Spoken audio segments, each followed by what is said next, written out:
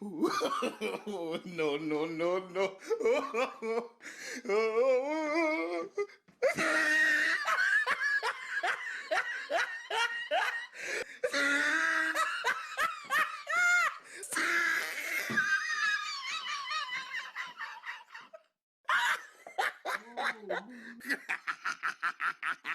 Oh, he tried it.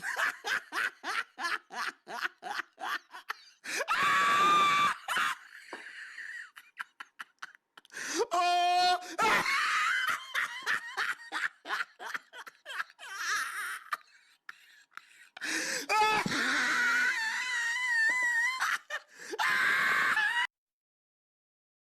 The Cybertruck looks as if the designer at Tesla came home to his son, looked over his shoulder at a drawing, and said, "This is it."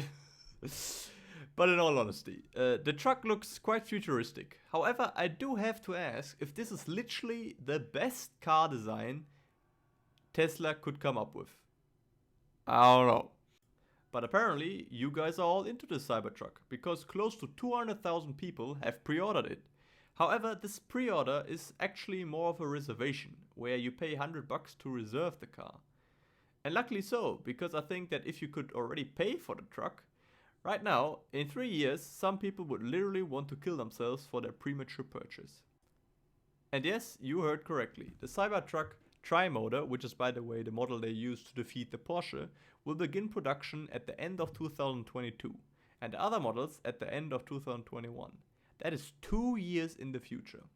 And you guys based your purchase off of a presentation and some fancy Elon Musk talk. Well, maybe that was a little too hard. Should we try on the beer? Sorry? Okay. It didn't go through, so that's a plus side. Let's try the Right? Try that one, really? Okay. Sure. Look, I'm not saying that pre-ordering is always bad, but we literally have no information other than that which was handpicked by Tesla themselves. And it really bothers me that so many people pre-ordered this thing without spending some time to do at least a tiny bit of research. How does it perform off-road? How big is the thing? Is it even usable in the city? What are the dimensions? What is the actual consumption? And I don't mean the fancy talk that Elon Musk did at the end of the presentation. I guess I wish that people would not be as easily influenced by stuff like this. This is the fundamental design change. We moved the mass to the outside. We created an exoskeleton. So normally the way that a truck is designed, you have a body on frame, you have a bed on frame, and the body and the bed don't do anything useful. They're carried like cargo, like a sack of potatoes.